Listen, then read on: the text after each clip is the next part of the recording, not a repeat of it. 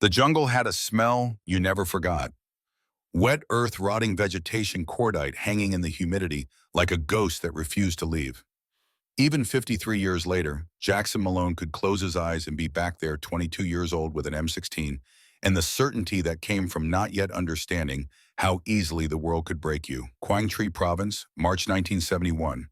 Third week of Operation Lam San 719. Though nobody called it that in the field, they called it survival. His unit, what was left of it after 2 months of contact, had been assigned to protect a village whose name he could no longer pronounce, but whose faces he still saw when he couldn't sleep. 43 civilians, mostly women and children, the men either dead or fighting for one side or the other. Sergeant Tommy Nguyen crouched beside him in the tree-lined binoculars trained on the hamlet's perimeter. Tommy was 31 old by grunt standards, born in Saigon, to a Vietnamese mother and an American father who disappeared before his birth. He spoke both languages fluently, moved through the cultural divide like water finding its path, and had saved Jax's life twice in the past month. The radio crackled. Lieutenant Morrison's voice carried the flat tone of a man delivering bad news he'd already made peace with. Bravo 2-6, this is Overwatch. You are ordered to fall back to LZ Delta. Repeat, fall back immediately. Enemy battalion strength approaching from the northwest. You have 20 mics to extract. Jax keyed his handset, looking at the village where smoke rose from cooking fires, where children played in the dirt street, where an old woman hung laundry on a line strung between two huts. 20 minutes wouldn't be enough to evacuate them. 20 hours wouldn't be enough. Tommy lowered the binoculars.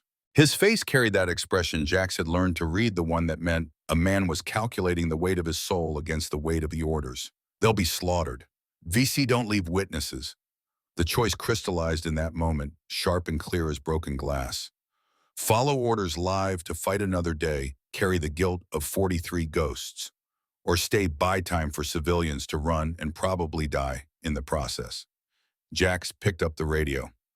Overwatch Bravo 2-6, negative on that extract. We have wounded who can't move. We'll hold position and request dust off. The lie came easily, too easily. Morrison's response carried an edge of anger mixed with something that might have been respect. 2-6, you are ordered to extract. This is not a request. Tommy placed a hand on Jax's shoulder, fingers pressing through the sweat-soaked fabric. I'll stay with you. The next 4 hours became a blur of controlled chaos. They moved the civilians into the tunnel system beneath the village, the same tunnels the VC used, pressing frightened mothers and crying children into the darkness. Tommy spoke to them in rapid Vietnamese, his voice carrying a calm authority that somehow cut through their panic. The VC came at dusk, a full company moving through the elephant grass with the confidence of superior numbers. Jax and Tommy had positioned themselves in a collapsed hut on the village's western edge, giving them sightlines across the main approach. They had maybe 200 rounds between them, 3 grenades, and the absolute certainty that this was a losing fight. But losing didn't always mean failure. The first wave hit hard automatic weapons fire, chewing through the bamboo walls. Jax returned fire in controlled bursts, making every round count, watching shadows fall in the tall grass. Tommy worked the grenade launcher, dropping 40mm rounds into the advancing line with the precision of long practice. They held for 30 minutes, long enough for the civilians to escape through the tunnel's far exit into the jungle. Long enough for Jax to take shrapnel from an RPG that collapsed half the hut on top of them. Long enough for Tommy to drag him clear, blood streaming from a dozen small wounds. The right side of Jax's face opened in a line that would scar white against tan skin. The medevac came in under fire, rotor wash flattening the grass door gunners, laying down suppressive fire that bought them 90 precious seconds. They ran for it, Tommy supporting Jax's weight boots, slipping in mud churned to red paste. 10 meters from the chopper, Tommy stumbled. The round took him high in the back, punching through body armor that was supposed to stop such things. He went down hard, and Jax caught him, already knowing, from the way blood frothed at Tommy's lips, that this wound was the kind that didn't heal. They made it aboard. Barely.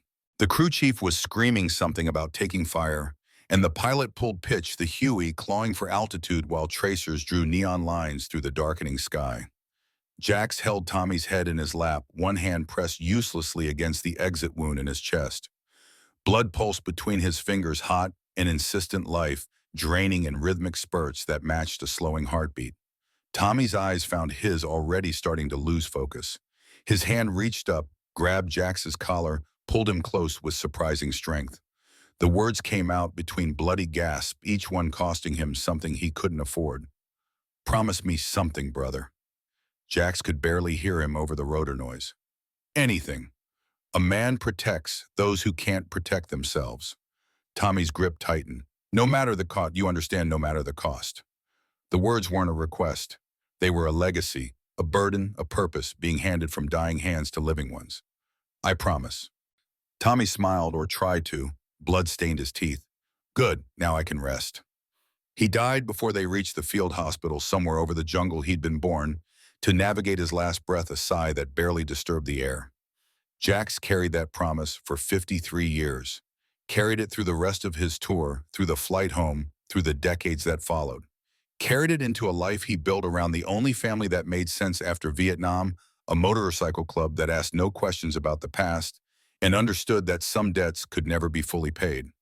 The promise was why he joined Hell's Angels in 1974, looking for brothers to replace the ones buried in foreign soil. It was why he'd risen through the ranks to road captain, the man responsible for planning routes and keeping the club safe on long rides. It was why at 73 years old, with Parkinson's making his hands shake and a prostate the size of a grapefruit, he was still riding. And it was why on a cold October afternoon in 2024, he found himself leading 6 other old men on what they all knew would be their last ride together. The parking lot of the Silver Spur Diner sat empty except for a white Ford F-150 that had been there since noon, engine cold windows reflecting the weak Nevada sun. Route 50 stretched in both directions, a ribbon of asphalt through high desert scrub, the loneliest road in America, earning its name one empty mile at a time. Jax felt the tremor in his right hand as he gripped the throttle, the Parkinson's that had crept up on him over the past 2 years, making simple tasks an exercise in frustration. He'd been hiding it from the club mostly, but Ray had noticed it. Ray noticed everything even now, with stage 3 lung cancer eating him from the inside out. The other 6 bikes pulled into formation behind him, engines rumbling in the particular harmony that came from men who'd ridden together for decades. They killed their motors in sequence, the silence that followed filled only by cooling metal ticking and the wind that never stopped blowing across the high desert. Ray Kowalski climbed off his bike with visible effort, oxygen tube running from his nose to a portable concentrator strapped to his sissy bar. At 68, he'd spent 30 years in the copper mines outside Ely before the dust finally caught up with him. His face carried the color of someone fighting a losing battle with their own lungs, gray-pale skin stretched tight over prominent bones. Marcus Washington, who everyone called Preach, despite or perhaps because of his profane vocabulary, stretched his back with audible pops. At 65, he moved like a man 20 years older, arthritis in his spine courtesy of too many hard landings from too many parachute jumps. His Navy chaplain corps ring caught the light as he reached for his cane, the irony of a man of God riding with outlaws long since worn smooth by time. Leo Briggs stood apart from the others, staring east toward distant mountains, his mind somewhere else. Probably somewhere in Southeast Asia where the triggers were. The 71-year-old had good days and bad days, and you never knew which you'd get until something set him off. Fireworks, car backfires, helicopters, the smell of diesel fuel mixing with heat. The list of things that could send him spiraling was long and specific and changed without warning. Vincent Rossi, former NYPD detective blind in his left eye from a perp's lucky punch in 1998, walked with a limp that had nothing to do with his vision and everything to do with a bullet that had shattered his hip 2 years before retirement. At 70, he still carried himself like a cop, shoulders back, eyes constantly scanning for threats that probably weren't there but might be. Frank Chen Wami Nguyen's Guantan ran his hand along his bike's fuel tank with the careful attention of a man checking for damage that existed only in his mind. At 69, he was the youngest of them, adopted into Jax's life when Tommy's widow had shown up at a veterans hospital in 1973 with a 3-year-old boy and nowhere to go. Frank carried his father's features, Vietnamese mixed with something else, and had spent his life trying to measure up to a hero he'd never known. Robert Hayes Doc, to everyone who'd ever met him, fumbled with his saddlebag latches, hands shaking from 20 years of alcohol abuse that he'd been sober from for exactly 412 days. At 67, he'd been a medic in the Army, then a paramedic, then an ER nurse, until the drinking caught up with him and he'd lost his license. The shakes were permanent now, a reminder written in trembling fingers. 7 old men, each carrying their own collection of wounds visible, and otherwise gathered in front of a roadside diner that time and traffic had forgotten. Jax dismounted slowly, letting his legs adjust to solid ground after 5 hours in the saddle. His voice came out rough, worn down by decades of cigarettes he'd finally quit 10 years too late. Last stop before Reno. Ray needs his meds, and I need coffee that doesn't taste like battery acid. Ray managed a laugh that turned into a cough, wet and rattling. Brother, at this point, I'd drink battery acid if it helped. They moved toward the diner entrance, a small herd of leather and chrome and accumulated mileage.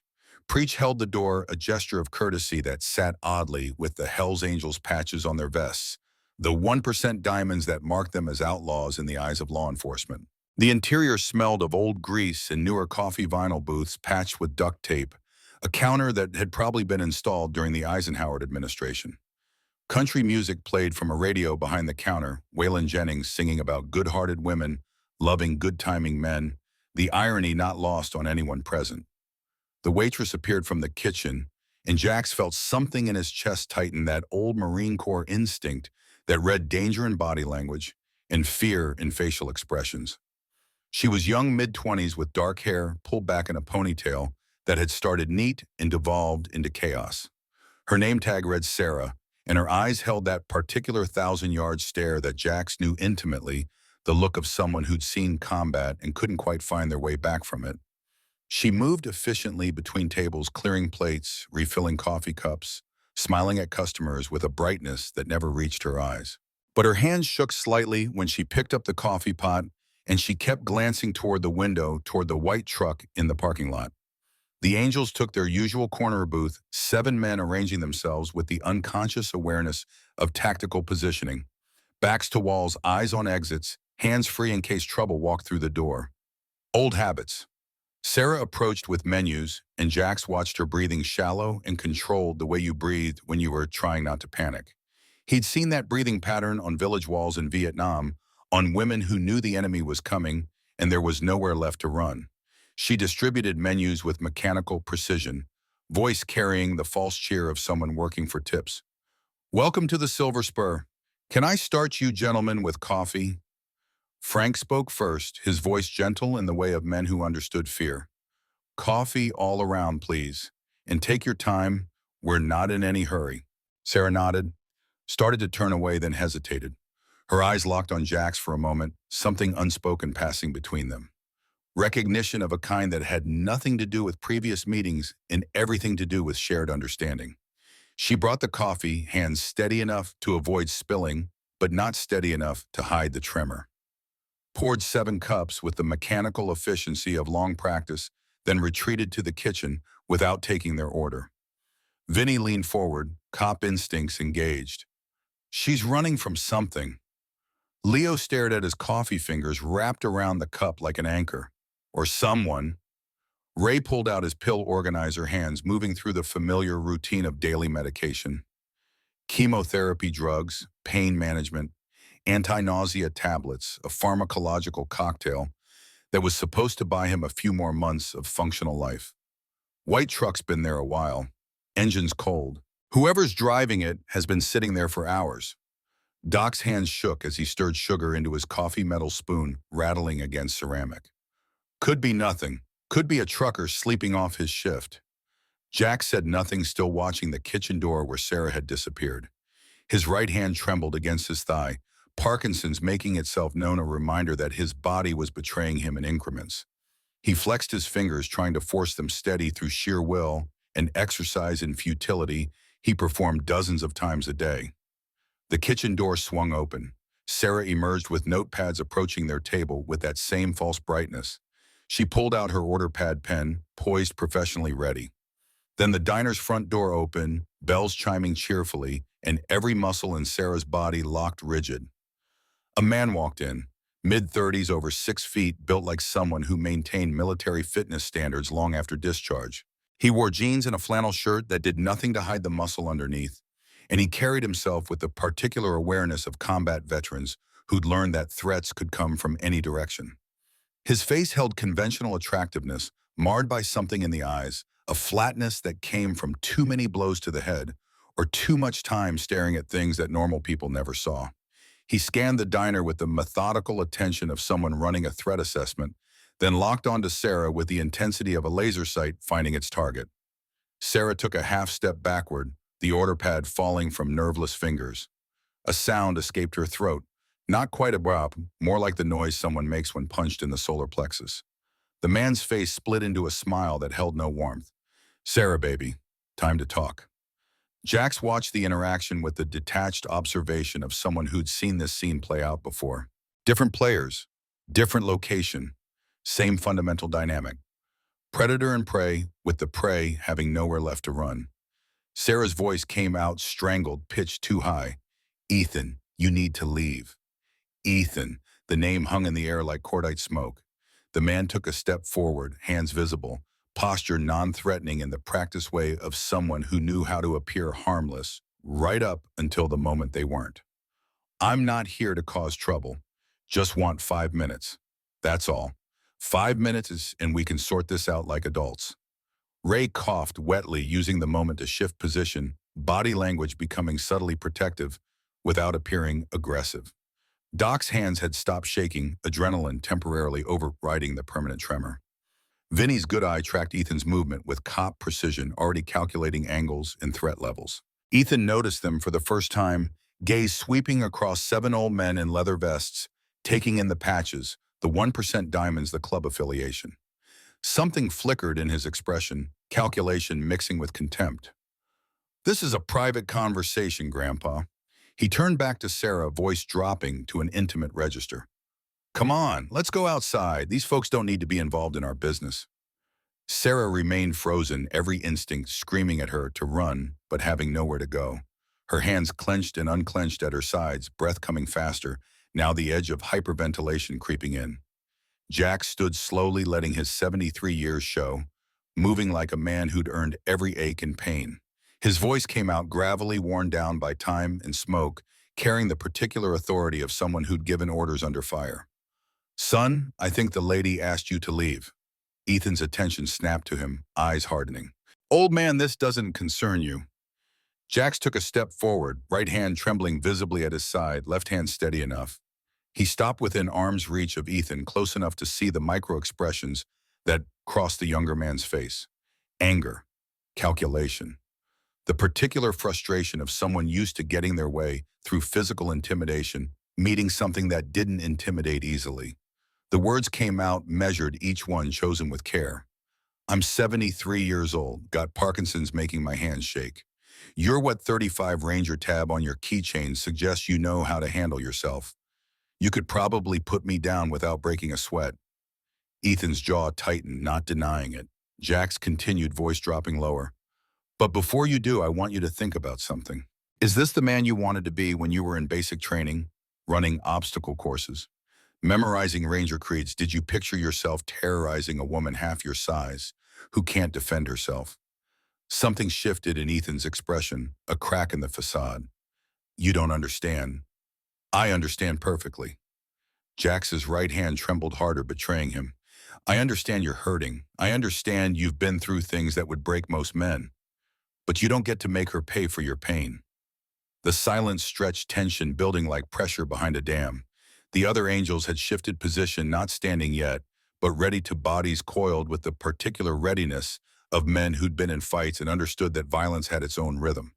Frank spoke up, voice carrying a note of something complex, pain and pride and old grief mixed together. "My father died saving someone. He told his friend, his brother, to protect people who couldn't protect themselves. Said it was what separated men from animals, the choice to stand between the innocent and the wolves." Ethan's gaze snapped to frank confusion, replacing anger for a moment. "What the hell does that have to do with—" "He told that to Jax, Quang Tri Province, 1971. Sergeant Tommy Nguyen, Army translator, died in a medevac chopper after taking a round meant for someone else." Frank's voice remained steady, factual, delivering information without emotion. "That man, my father, he believed in something bigger than himself. What do you believe in?" The color drained from Ethan's face, replaced by something that might have been recognition or horror, or both. His hand went to his pocket, fingers touching something there, and for a moment Jax thought they were about to discover whether he was still fast enough to matter in a fight. But Ethan's hand emerged empty, holding only a set of keys attached to a Ranger tab keychain. His voice came out hoarse, stripped of earlier aggression. "You knew Tommy," Frank nodded once. "He was my father. I was 3 when he died. Jax raised me after taught me everything that man believed in." The connection hung between them, invisible but palpable, one soldier to another across generations and circumstances. Ethan's breathing had changed faster now, eyes darting between faces as if looking for escape routes. Sarah's voice cut through stronger than before. "Ethan, please, just go." He looked at her, and for a moment his face showed nothing but raw pain, the kind that came from wounds that never healed properly. "I loved you. I still love you. Why doesn't that matter?" Jack stepped between them, blocking the line of sight. "Because love isn't ownership. Love doesn't follow someone for weeks. Love doesn't make someone afraid to go home at night." Ethan's hands clenched into fists, then released. The struggle played out across his features, violence warring with something that might have been conscience or just exhaustion. When he spoke again, his voice carried defeat. "This isn't over." Jax held his ground. "Yes, it is. You can walk away right now, get in your truck, drive somewhere far from here, and let this woman live her life. Or you can stay and force me to call the sheriff, who I've known for 20 years and who takes a dim view of men who terrorize young women." The bluff hung in the air. Jax had never met the local sheriff, had no idea if the man would side with a motorcycle club or a troubled veteran, but the delivery was confident enough to sell it. Ethan's jaw worked, grinding teeth audible in the diner's silence. Finally, he turned to walk to the door, paused with his hand on the handle. "You don't know what she did to me." Jax's response came quiet but clear. "Doesn't matter what she did. Matters what you're doing, and right now you're the one who needs to leave." The door closed behind Ethan. Through the window, they watched him climb into the white F-150 engine, starting with a roar that seemed disproportionately loud in the desert stillness. He sat there for a long moment, hands on the wheel, staring straight ahead. Then the truck reversed, turned, and pulled onto Route 50, heading west, taillights disappearing into the afternoon glare. Sarah collapsed into the nearest chair body, folding like someone whose strings had been cut. Her breathing came in ragged gasps, control finally breaking now that the immediate threat had passed. Grace, the diner's owner and cook, emerged from the kitchen with a glass of water, setting it down with practiced care. Grace was 58, weathered skin and gray-streaked hair pulled back in a bun, the look of someone who'd survived their own share of hard times. She placed a hand on Sarah's shoulder, maternal and protective. "How long?" Grace asked, voice carrying the flatness of someone who already knew the answer would be bad. Sarah couldn't speak, just held up 3 fingers, then made a gesture like counting weeks. 3 weeks. Vinny settled back into the booth cop mode, still engaged. "He's been following you for 3 weeks. Sarah nodded, found her voice. It came out small, childlike. "Since I left him. Since I told him I couldn't do this anymore." Preach leaned forward, hands clasped on the table. "You go to the police." A bitter laugh, hollow and sharp. "Twice. First time deputies said Ethan seemed like a good guy going through a hard breakup. Second time they said, unless he threatened me directly or tried to break into my place, there wasn't much they could do. Following someone on public roads isn't illegal, apparently." Doc's hands had started shaking again, adrenaline wearing off. "What's his full name?" "Ethan Bradshaw. We served together. Afghanistan 2019 and 2021. He was a ranger, I was a combat medic." Sarah wrapped both hands around the water glass knuckles white. "He got injured in an IED blast during our second tour. Traumatic brain injury. Changed him completely. The guy I knew before he was a good man, but after he started having these violent episodes, mood swings, paranoia." Ray's oxygen concentrator hummed in the silence. "VA give him treatment. They tried. He went through their programs, anger management, PTSD counseling. But the TBI damage was permanent. They said he'd never be the same." Sarah's voice cracked. "I tried to help him. God, I tried. We started dating after we both got out, and I thought maybe I could be the stability he needed. But he got possessive jealous, started accusing me of cheating, when I talked to male customers checking my phone following me to work. When I finally told him to leave, she touched her throat where faint bruises had faded to yellow-green. Leo spoke for the first time, voice distant, coming from somewhere else. The system broke him, then left him to break everyone around him. Grace refilled coffee cups with mechanical precision, her own hands steady with long practice. Sheriff Anderson won't do anything. He's former Army, served with some of Ethan's buddies. There's a whole good old boy network protecting him. Jax felt the weight of Tommy's promise settling across his shoulders again, 53 years old but fresh as yesterday's wound. A man protects those who can't protect themselves, no matter the con. He looked at his brothers, saw the same calculation happening in 6 pairs of eyes. They were old, damaged, running out of time. Ray's cancer gave him maybe 6 months. Doc's liver was shot. Preach's spine was fusing itself into immobility. Leo's mind visited places the rest of them couldn't follow. Vinny was half blind and limping. Frank's arthritis made long rides agony. Jax's own hands betrayed him a dozen times a day. They were 7 old men on their last ride heading to Reno to officially dissolve their chapter, because there was no one left to carry it forward.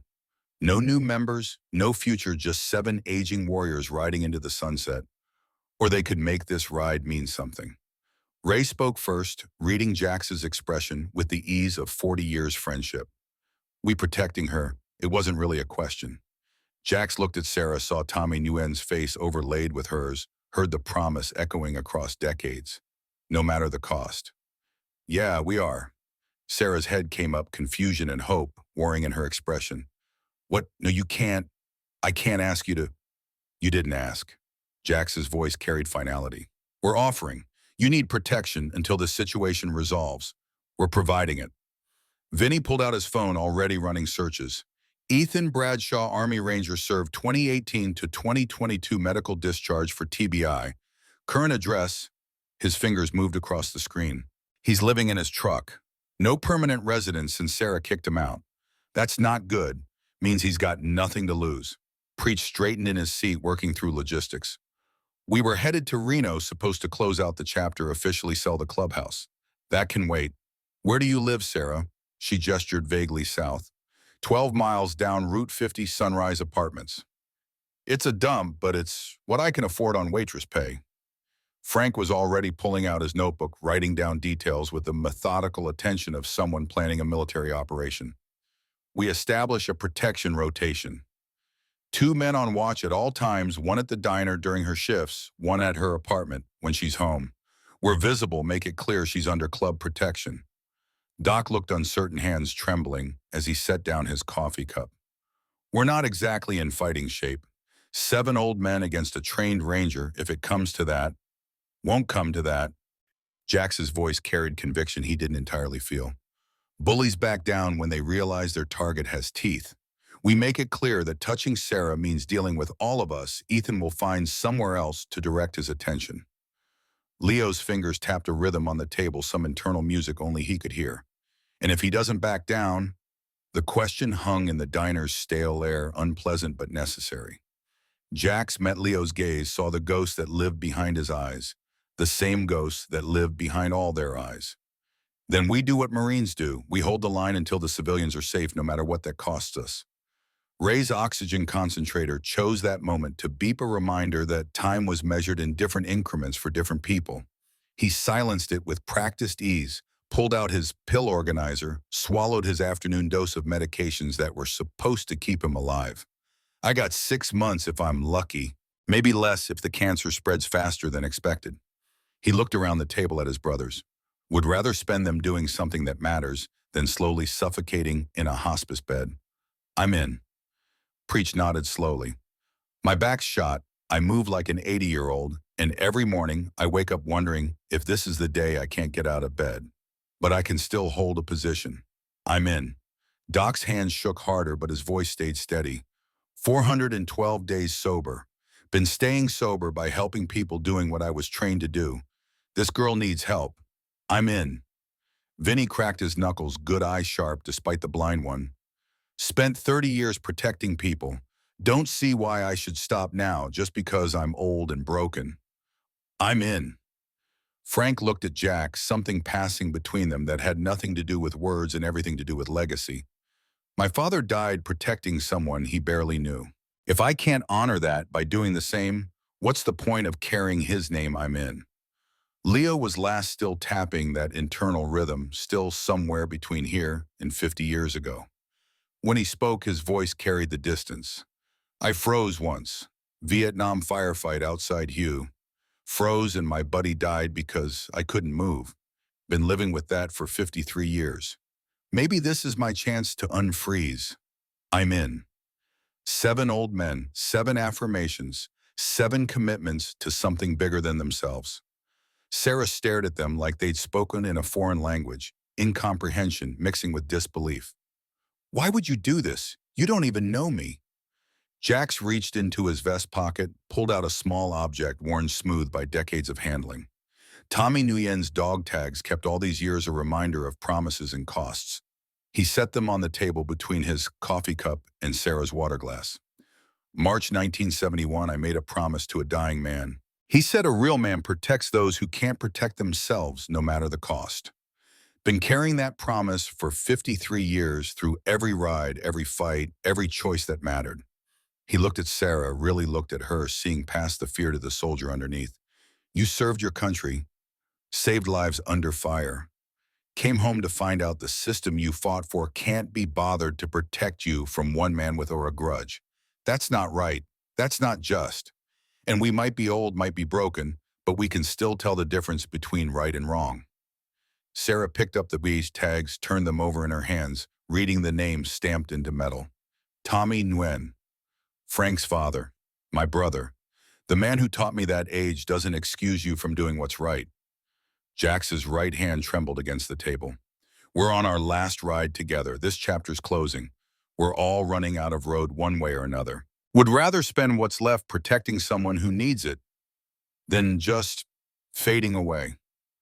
Grace had been standing quietly throughout the exchange, hands on Sarah's shoulders. Now she spoke, voice carrying weight. I've known these men for 20 years.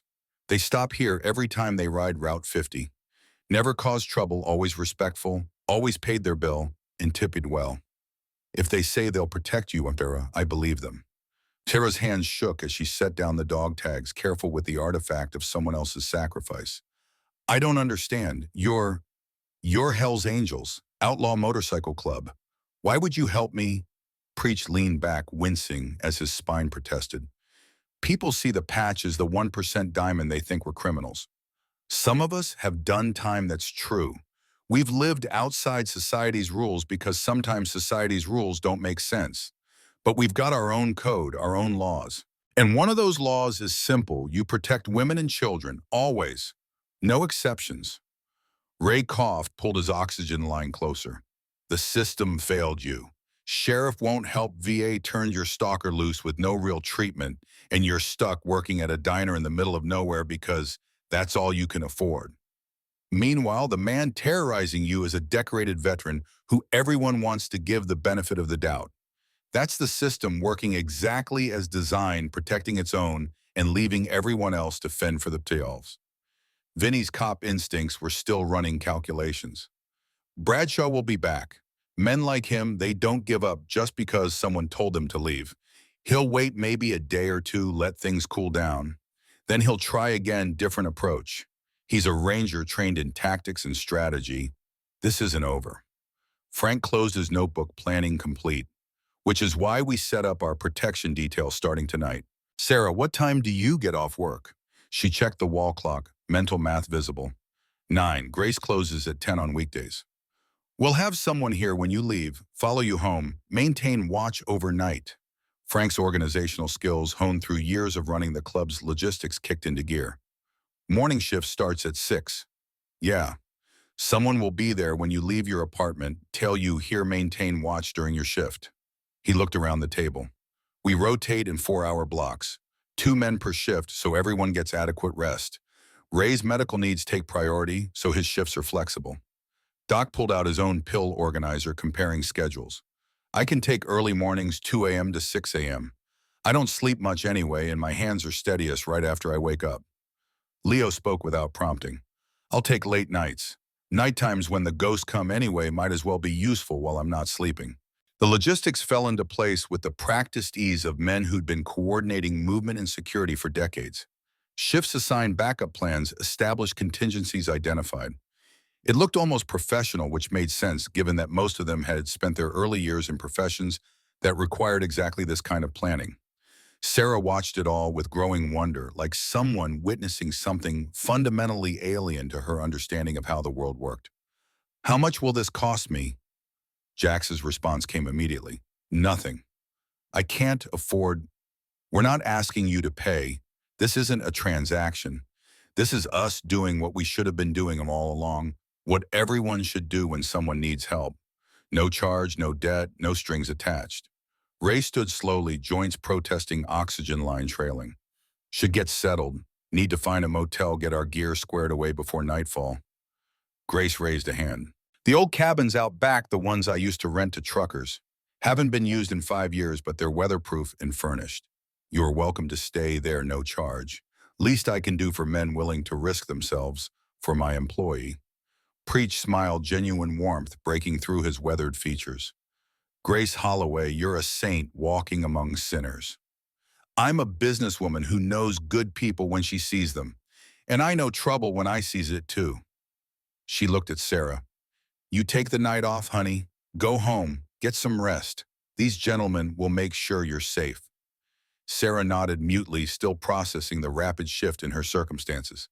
From isolated and terrified to protected by 7 aging outlaws in the span of an hour.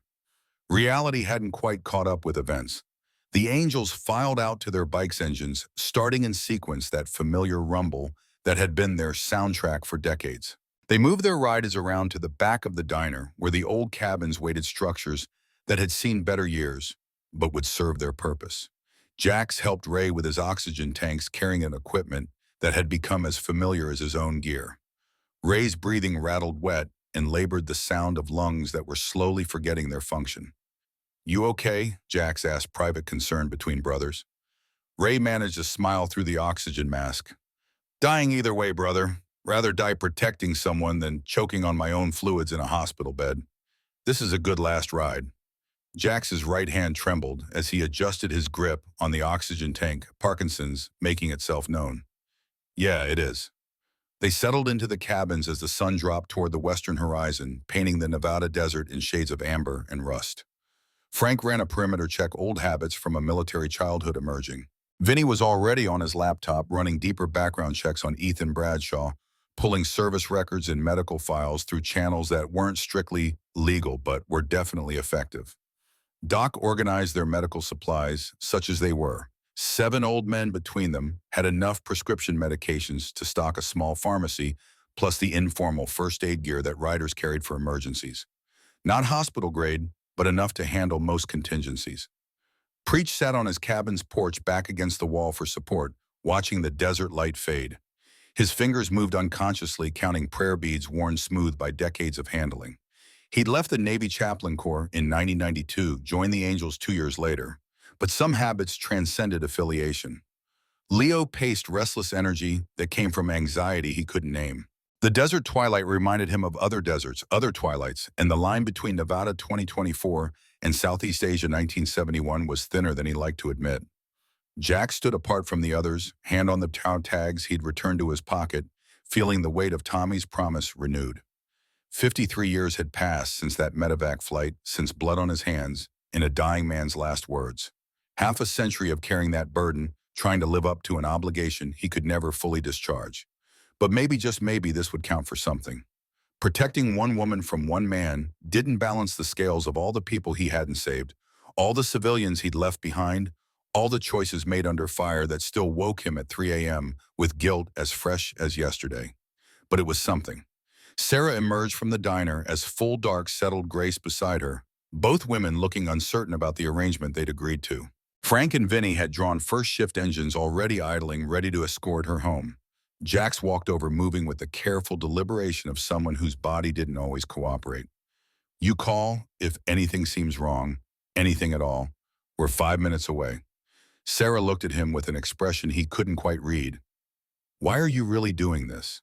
He could have given her the easy answer about Tommy's promise about duty and honor and all the abstract concepts that sounded good but didn't really explain. Instead, he told her the truth. Because I'm 73 years old with Parkinson's and prostate cancer, they're watching carefully.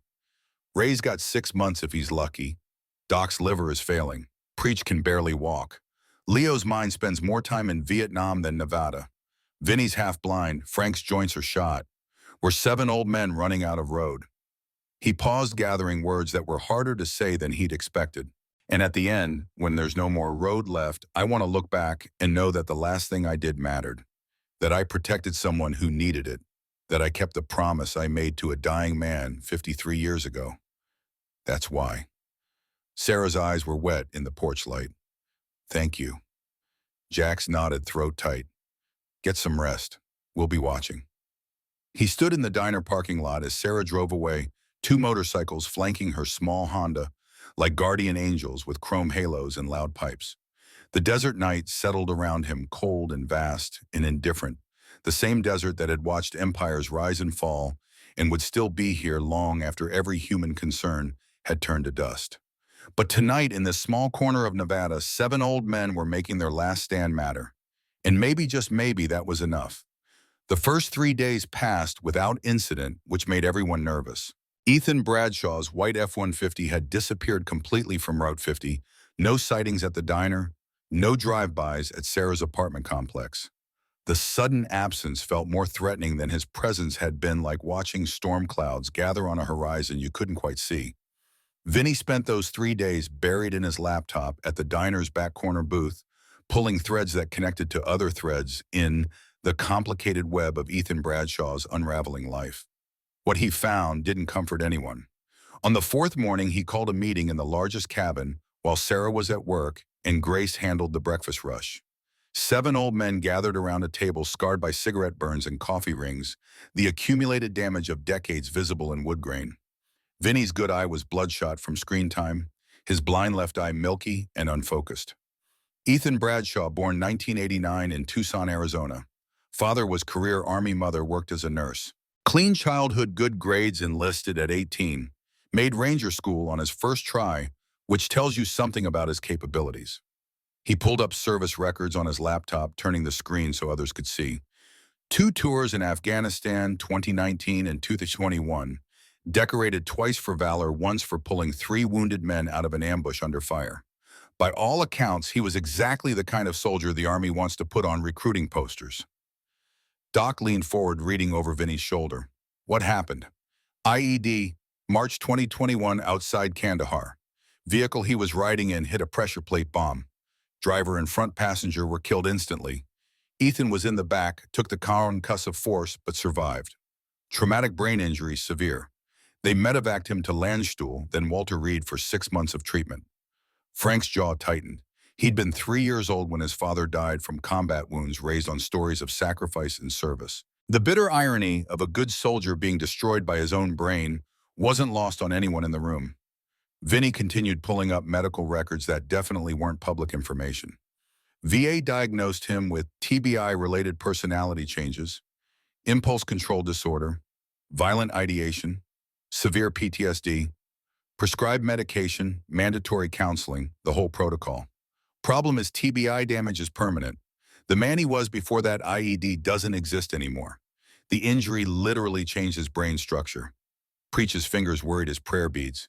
So we're dealing with someone who's not in control of his own actions. Didn't say that. Said he's got brain damage that makes impulse control difficult. He's still responsible for his choices, just has fewer filters between thought and action. Vinny pulled up another file. VA treatment records show 7 suicide attempts in 18 months. Each time they'd commit him for 72 hours, stabilize him, then discharge with prescriptions and referrals he didn't follow up on. Ray's oxygen concentrator hummed in the silence. System failed him. Completely, but here's where it gets interesting. Vinny clicked through to a different database. Ethan's father, Colonel Marcus Bradshaw, retired Army with 28 years of service.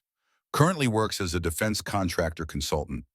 Makes serious money, has serious connections. And he's been intervening on Ethan's behalf for the past 3 years. He pulled up legal documents, court filings, police reports. Before Sarah, there were two other women.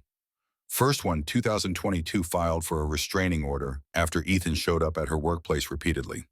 Case was dropped when Colonel Bradshaw's lawyer convinced her to settle out of court. Second one, early 2023, similar situation. Again, Daddy made it go away with money and pressure. Leo spoke from his position by the window where he'd been watching the desert for threats only he could perceive. Sarah's different. She's got no money to settle and she's military herself. Harder to intimidate. Exactly, which is why Ethan's escalating. Previous women backed down when pressure was applied. Sarah hasn't, which means his usual playbook isn't working. Vinny closed the laptop. Talked to a buddy of mine who still works NYPD, has contacts in Army CID.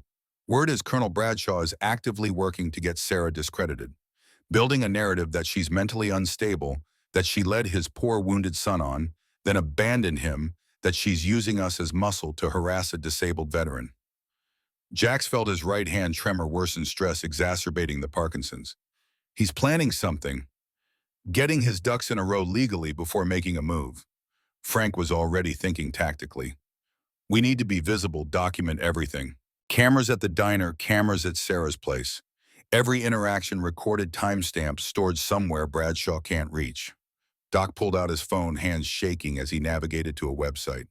I know a guy, former Army medic like me, works in veteran advocacy now. He runs a legal aid clinic for vets dealing with domestic violence situations. Maybe he can help Sarah build a proper case, something that can't be swept under the rug by a colonel with connections. Preach stood slowly, using the table for support, his ruined spine protesting every movement. In the meantime, we maintain watch. Make it clear she's protected. Bullies back down when the odds aren't in their favor. But even as he said it, nobody really believed it.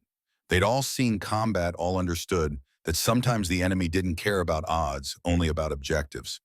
And Ethan Bradshaw's objective was Sarah consequences be damned. The meeting broke up as morning shifted toward noon. Ray took his pills with practiced efficiency, the daily cocktail that was supposed to keep the cancer from spreading faster than it already was.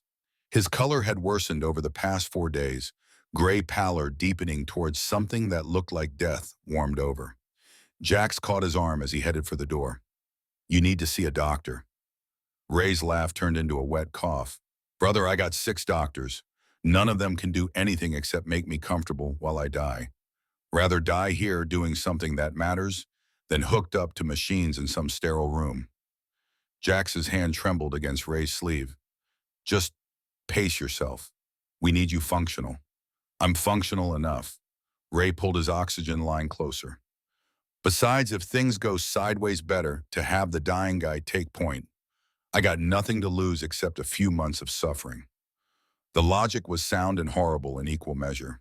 Jax released his arm, watching his oldest friend shuffle toward his cabin with the careful steps of someone whose body was actively betraying them. That afternoon, Sarah's shift at the diner brought an unexpected visitor. Deputy Marshal Thompson, 52 years old, with the weathered look of someone who'd spent decades in rural law enforcement, walked in during the lunch rush and took a seat at the counter where Jax was nursing his third coffee. Thompson wore civilian clothes but carried himself with the particular awareness of law enforcement eyes constantly scanning, assessing threats that probably weren't there. He ordered coffee and pie, waited until Sarah had moved to the far end of the counter, helping other customers, then spoke quietly. You Jackson Malone? Jax's right hand trembled slightly as he set down his cup. Depends on who's asking. Thompson pulled out his badge, keeping it low and discreet. Deputy U.S. Marshal Thompson, District of Nevada. Need to have a conversation about your club's recent activities. Frank, sitting 2 stools down, shifted positions slightly. Not aggressive, just ready. The movement wasn't lost on Thompson, who raised a placating hand. Not here to cause trouble. Just need some information. He took a bite of pie, chewed thoughtfully. Been getting calls from Colonel Marcus Bradshaw, Army contractor with friends in high places. Says his son is being harassed by a motorcycle gang, that you're intimidating a disabled veteran, possibly planning violence. Jax kept his voice level. We're protecting a woman from a stalker. Her stalker happens to be Bradshaw's son. No harassment, no intimidation, just making sure she's safe. Thompson nodded slowly. That's what I figured. Ran background checks on your club, talked to local law enforcement. Hell's Angels Nevada chapter has been around for 40 years, no serious incidents. Mostly just old guys who like to ride. Not exactly a criminal organization. He pulled out his phone, showed them photos. This is Ethan Bradshaw's service record. Decorated soldier, multiple commendations. This is his medical file. TBI, PTSD, documented violent episodes. This is Sarah Mitchell's statement to local police. 3 weeks of stalking, multiple reports ignored. Thompson set down his phone. System's broken. Local sheriff won't touch it because Bradshaw Sr. has connections. VA can't hold Ethan against his will unless he's in immediate danger to himself or others, which he's smart enough to avoid showing in front of doctors. Sarah's stuck between a rock and a hard place. Jack studied the marshal's face, looking for the angle. Why are you telling us this?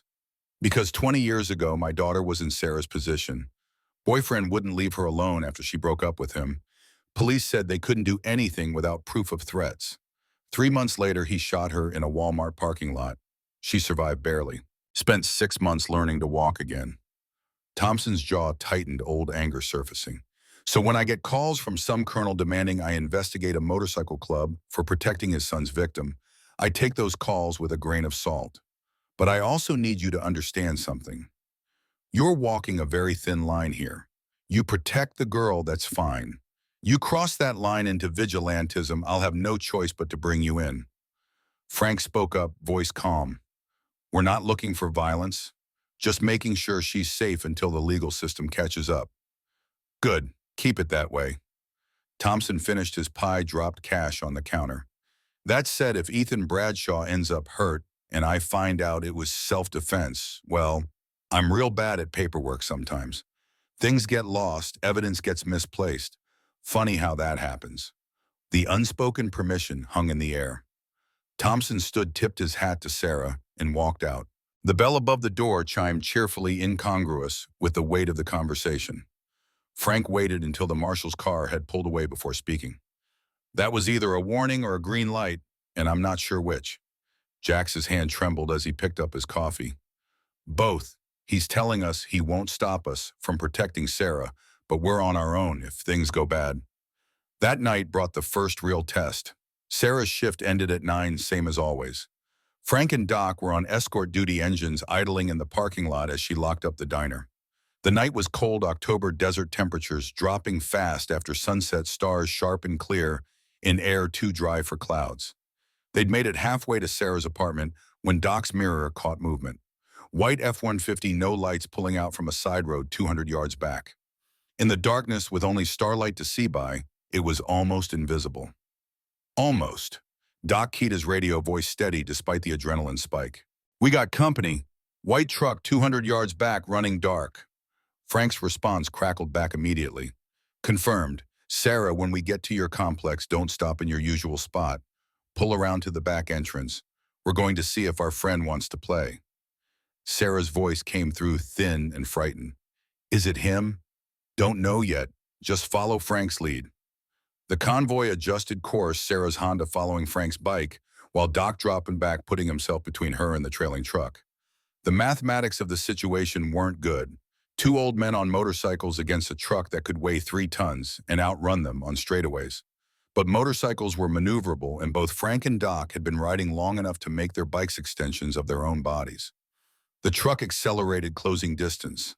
Headlights flicked on, high beams cutting through the darkness, illuminating all 3 vehicles in harsh white glare. Doc could see the driver now, face visible through the windshield. Ethan Bradshaw, eyes fixed forward with an intensity that suggested chemicals or desperation, or both. Frank's voice crackled. Sarah next left, take it fast. Doc with me. Sarah's Honda peeled, left tires squealing on asphalt.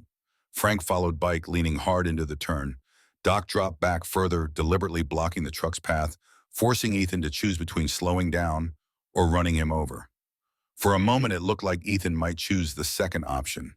The truck accelerated, closing the gap to 10 feet, 5 feet, close enough that Doc could hear the engine roar over his own pipes. Then at the last second, Ethan jerked the wheel, swerving around Doc's bike with inches to spare. Doc's hands shook on the handlebars, adrenaline making the permanent tremor worse. He twisted the throttle engine, howling as he raced to catch up. His headset crackled, with Frank's voice calm despite the circumstances. Sarah's in her apartment, door locked. You good? Yeah, lost him around the corner. He's still hunting. Doc scanned the apartment complex's parking lot looking for the white truck. Where are you? North entrance blocking the main access. If he comes in, he comes through me. Doc positioned himself at the south entrance, engine idling, ready to move. The apartment complex was old, maybe 40 units arranged in a U-shape around a central parking lot. Two entrances, minimal lighting. Good defensive position if you had numbers. Terrible if you were two old men against a determined attacker. Minutes crawled past. Doc's hands ached from gripping the handlebars, knuckles white. His headset stayed silent, except for the occasional crackle of static. Then movement. The white truck materialized at the north entrance, headlights off again, rolling slowly into the complex. Frank's voice came through tight. He's here, calling for backup. Doc watched Ethan's truck cruise past Sarah's building, slow and deliberate, a predator marking territory. The driver's window was down, and in the dim glow of parking lot lights, Doc could see Ethan's face. Blank expression, thousand-yard stare, the look of someone running on autopilot while their conscious mind was elsewhere. The truck completed its circuit and parked directly across from Sarah's door, engine still running. Ethan made no move to get out, just sat there watching her window like a cat watching a mouse hole. Doc keyed his radio. He's stationary directly outside her unit, not moving. Frank's response carried frustration. Sheriff's Department says they can't respond unless he attempts to enter her apartment or makes a direct threat. Parking in a public lot isn't illegal. He's terrorizing her. I know, but legally our hands are tied. Doc felt his hands shake harder, rage mixing with the permanent tremor. 20 years of sobriety, 412 days staying clean, by helping people, making amends for decades of failure. And now he had to sit here and watch a woman be terrorized because the law said parking wasn't a crime. His phone buzzed. Text from Jax.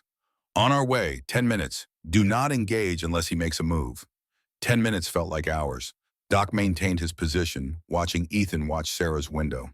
The truck's engine idled, exhaust visible in the cold air, a mechanical breathing that marked time in steady intervals. Then Sarah's curtain moved. Just slightly, barely noticeable, but enough. Ethan saw it too.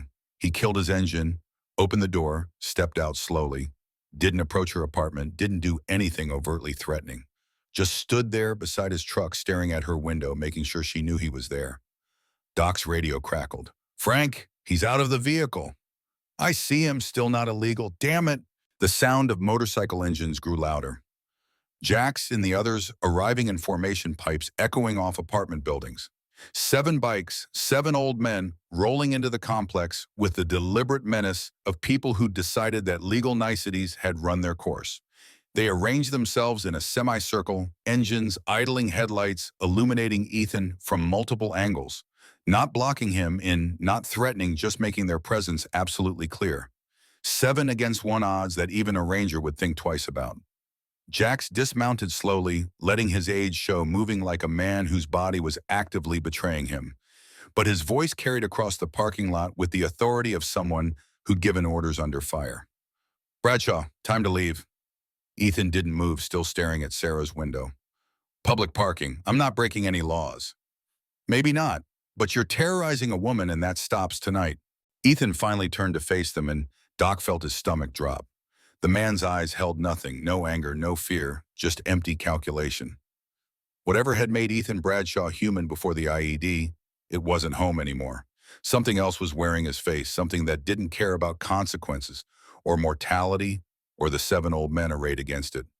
She destroyed my life. Ethan's voice came out flat, affectless. Everything I had, everything I was, she took it when she left. Fair's fair. She takes from me, I take from her. Preach stepped forward, moving despite his ruined spine, prayer beads wrapped around one fist. Son, you're hurting. I can see that. The injury changed you, the war changed you, and your luck. But making her suffer won't fix what's broken in you. You don't understand. For the first time, emotion crept into Ethan's voice. She was the only thing that made sense after I came back. The only person who understood. And she left me. Just left. Leo spoke from his position on the periphery, voice distant. I know what you're feeling. The war follows you home, Lives in your head won't let you rest. And you think if you can just control one thing, make one thing stay, it'll stop the noise. But it won't. It never does. Ethan's hands clenched into fists. What would you know about it? Vietnam, 1971, came home to a country that hated us, a family that didn't recognize me, nightmares that wouldn't stop. Tried to make my girlfriend stay, got possessive, got violent. She left and I didn't handle it well. Leo's voice carried 50 years of regret. Spent the next decade drinking myself to death until these men found me, gave me a purpose beyond my pain. You can choose that path, get help, find meaning outside of controlling someone who doesn't want to be controlled. Or you can keep spiraling until you destroy everything, including yourself. For a moment, something flickered in Ethan's empty eyes. Recognition, maybe, or understanding. Then it was gone, replaced by that terrible blankness. Too late for me. The IED took the part of my brain that knows how to stop. Doctors told me that. Impulse control, emotional regulation, all gone. I'm just momentum now. Can't stop, can only keep moving until something stops me. Jax felt his hand tremor worsen stress, making the Parkinson's impossible to hide. Then we'll be that something. You want to get to her, you go through us. 7 old men, most of us, with one foot in the grave already.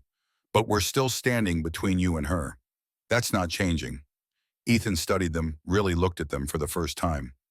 Saw the oxygen line trailing from Ray's nose, Doc's shaking hands, Preach's cane, Vinny's blind eye, Frank's arthritic limp, Leo's 1,000-yard stare, Jax's trembling right hand. 7 damaged old men held together by leather and loyalty and stubbornness.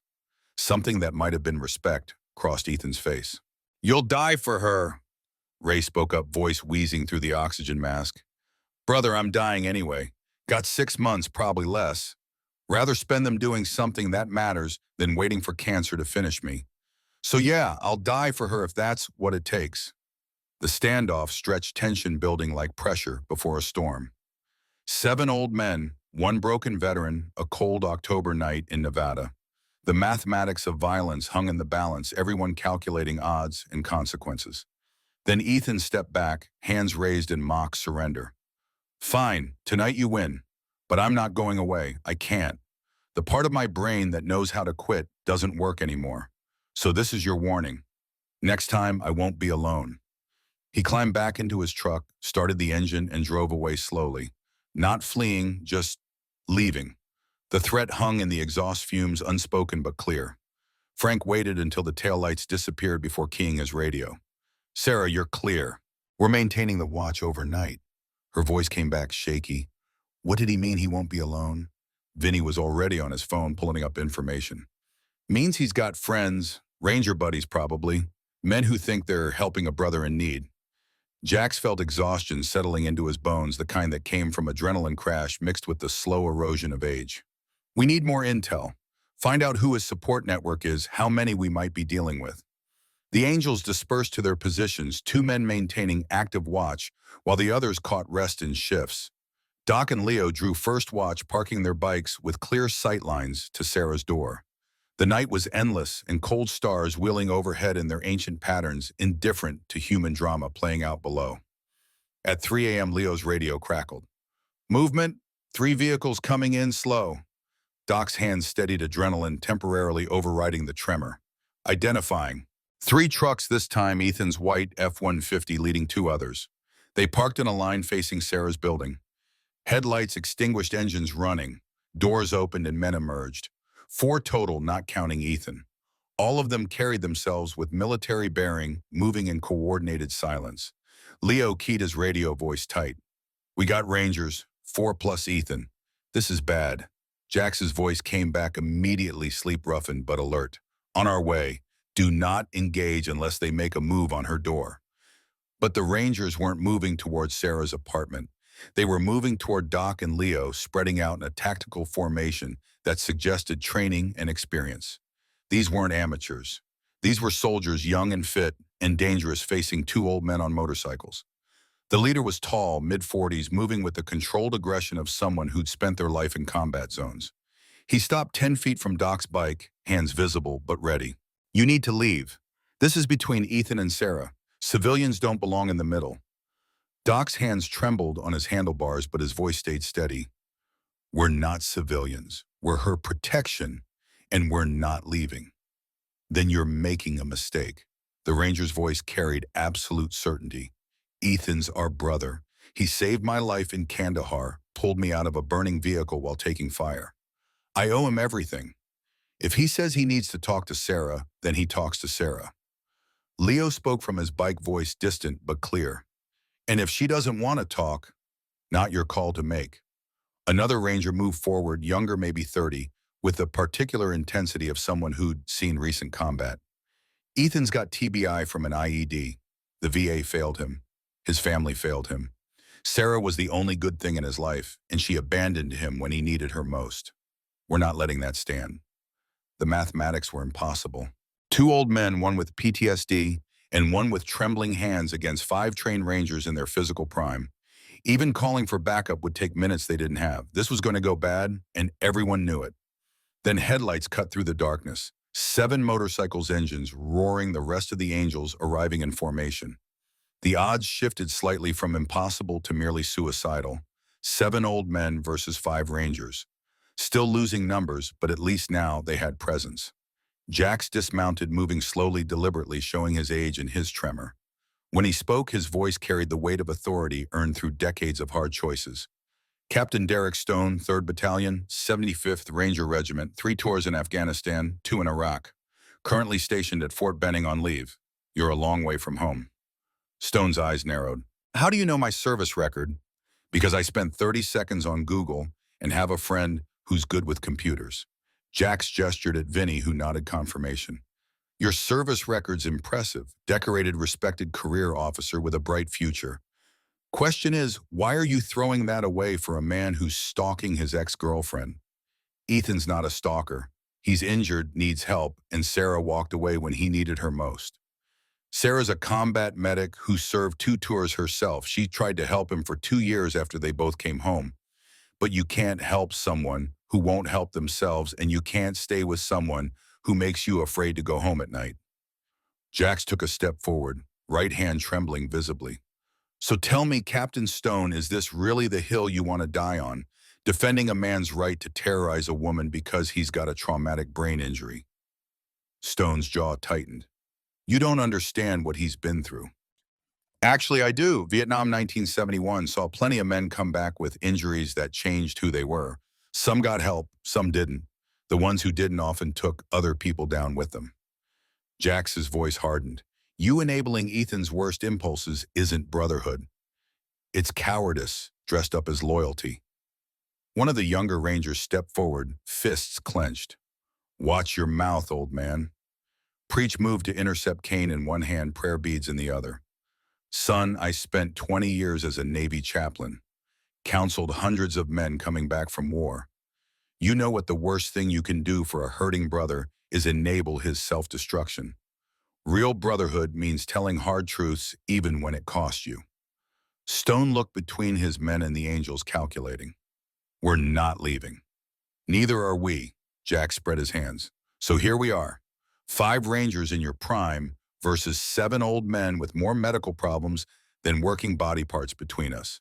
You'll win. Probably it'll put us all in the hospital, maybe worse.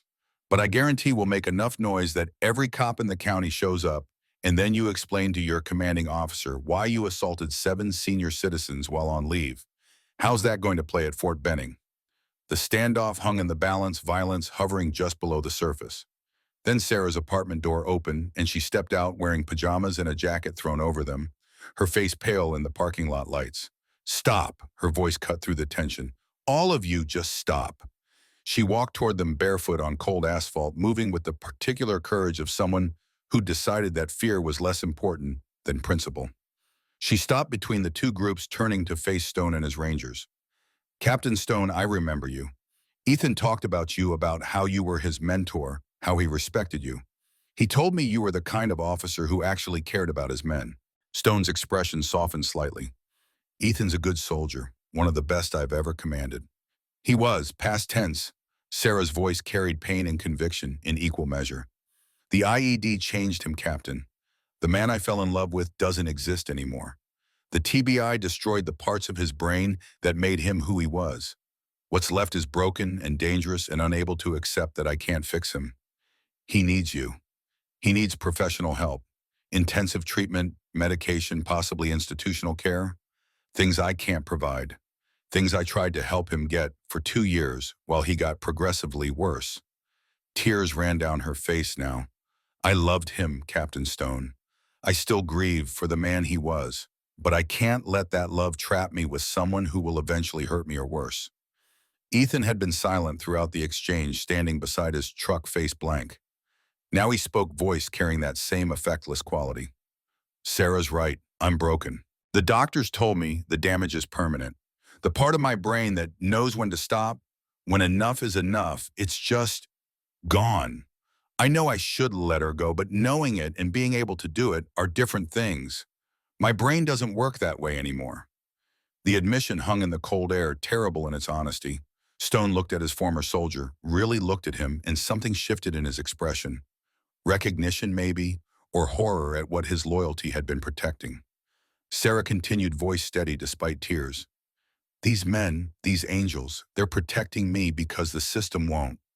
Sheriff Anderson won't help because Ethan's a veteran and his father has connections. The VA can't hold Ethan because he hasn't met their criteria for involuntary commitment. And I can't get a restraining order that means anything because Ethan's smart enough to stay just on the legal side of harassment. She turned to face the angels, then back to Stone. So I have two choices. Accept being terrorized until Ethan escalates to violence, at which point it's too late. Or accept help from people who actually give a damn about my safety more than they care about political connections and bureaucratic procedures. Stone stood silent for a long moment, internal calculation visible on his face. Then he turned to his men. Stand down. The younger Rangers looked confused. Sir, I said stand down, we're leaving. Stone looked at Ethan, something like grief crossing his features. Brother, you need help. Real help, not us enabling you to hurt someone. I'm sorry I couldn't see that until now. Ethan's empty eyes fixed on his former commanding officer. You're abandoning me too. No, I'm getting you the help you need even if you hate me for it. That's what real brothers do. Stone pulled out his phone, already dialing. I'm calling the VA crisis line, getting you admitted to the inpatient program at the Reno facility. Full evaluation, medication, adjustment, intensive treatment. You're going to fight me on this, but I'm doing it anyway. For a moment, Ethan looked like he might resist. Then something in him crumpled the last vestiges of the soldier he'd been recognizing that the fight was over. He nodded slowly, defeated. Stone coordinated with the VA crisis team while his Rangers secured Ethan, gentle but firm, making sure he couldn't change his mind and run. Within 20 minutes, an ambulance arrived, paramedics experienced in psychiatric emergencies, moving with practiced efficiency. Ethan was loaded onto a gurney, restrained as a precaution, and transported away into the night. Stone approached Jax before leaving, offering his hand. I was wrong about everything. Thank you for making me see that. Jax shook the offered hand, right hand trembling against Stone's firm grip. Take care of your men, Captain. All of them, even the ones who are hard to help. The Rangers left 3 trucks, pulling away in convoy, leaving the Angels and Sarah standing in the parking lot as dawn began to paint the eastern sky in shades of gray and pink. Sarah collapsed, legs giving out, Frank catching her before she hit the ground. She sobbed into his shoulder, releasing weeks of accumulated terror and stress, the sound raw and ugly and necessary. Grace appeared from somewhere, having driven over when she'd heard about the confrontation, wrapping Sarah in a blanket and maternal concern. Ray sat on his bike, oxygen mask in place, breathing labored. That's one crisis averted. But Bradshaw Sr. is still out there, and he's not going to be happy when he finds out his son got committed. Vinny was already on his laptop. Colonel Bradshaw has serious resources, lawyers, money, connections. Even with Ethan in treatment, the old man might come after Sarah out of spite, on a revenge. Jax looked at his brothers, saw the exhaustion written on every face. They'd won this round, but the cost was visible. Ray's color had worsened, gray pallor deepening. Doc's hands shook harder than ever. Preach could barely stand. Leo looked haunted, the confrontation having triggered something he couldn't quite shake. They were 7 old men running out of road, and the road was getting shorter every day. But Sarah was safe, for now at least. And sometimes that was the only victory available. Confrontation and resolution. The 5 days following Ethan's commitment to the VA psychiatric facility felt like the calm before a storm that everyone knew was coming. Sarah returned to her shifts at the Silver Spur, still jumpy but marginally less terrified, while the Angels maintained their protective rotation with the mechanical precision of men who'd spent lifetimes coordinating security operations. On the sixth day, the storm arrived in the form of Colonel Marcus Bradshaw.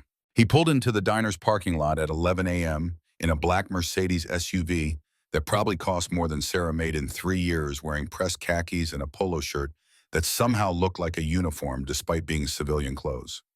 At 62, Colonel Bradshaw carried himself with the rigid posture of career military spine straight.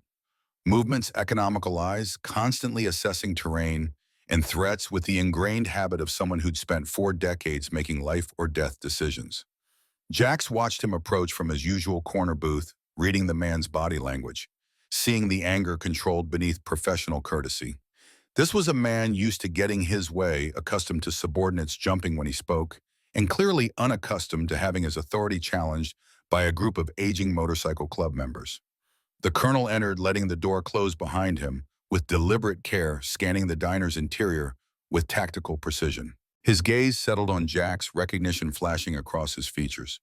He crossed the distance in measured steps, stopping at the table with parade ground precision. "Jackson Malone, I need a word." Jax gestured to the empty seat across from him, right hand trembling slightly as he set down his coffee cup. "Colonel Bradshaw, been expecting you." The colonel sat back straight, hands flat on the table. "You had my son committed against his will, manipulated a situation to make him look unstable, used your gang connections to intimidate him into accepting involuntary psychiatric treatment." Jax met his gaze steadily. "Your son was stalking a woman, terrorizing her for weeks, and showing clear signs of being a danger to himself and others. Captain Stone made the call to get him proper treatment. We just provided the context for that decision. My son is a decorated Army Ranger with a service-connected disability. He deserves support, not imprisonment in a psych ward. Your son has traumatic brain injury that destroyed his impulse control. The VA records show 7 suicide attempts. 2 previous women filed complaints about his behavior before Sarah. You made those complaints go away with money and influence, which means you enabled his deterioration instead of getting him real help." Bradshaw's jaw tightened, military discipline barely containing anger. "You have no right to interfere in family matters. We have every right to protect someone who can't protect herself when the system fails." Jax leaned forward, ignoring the tremor in his right hand. "Your son needed help 3 years ago. You gave him lawyers and payoffs instead. That's on you, Colonel." The older man's hands clenched briefly, then released. "Sarah Mitchell is using you. She's mentally unstable herself, multiple deployments, documented PTSD, probably playing on your sympathies to weaponize you against my son. I have attorneys prepared to file harassment charges against your entire club." Vinny spoke up from 2 booths over, not looking up from his laptop. "Funny thing about lawyers and harassment charges, they require evidence. And all our evidence shows your son following Sarah showing up at her workplace uninvited, sitting outside her apartment for hours. Meanwhile, we've got documentation of every interaction, every threat, every time he violated her space. How's that going to play in court?" Bradshaw turned his attention to Vinny, recognizing law enforcement training in his bearing. "And you are Vincent Rossi, retired NYPD detective. 28 years investigating cases including multiple domestic violence situations that ended badly. I know how this story goes, Colonel. Man with connections uses those connections to protect his troubled son instead of getting him help. Son escalates until someone gets hurt or killed. Family acts shocked that nobody saw it coming." The colonel's face flushed, military composure cracking. "My son is not a criminal. No, he's a casualty of war who didn't get proper treatment because you were more concerned about protecting his reputation than protecting him." Preach had entered through the kitchen, moving slowly with his cane.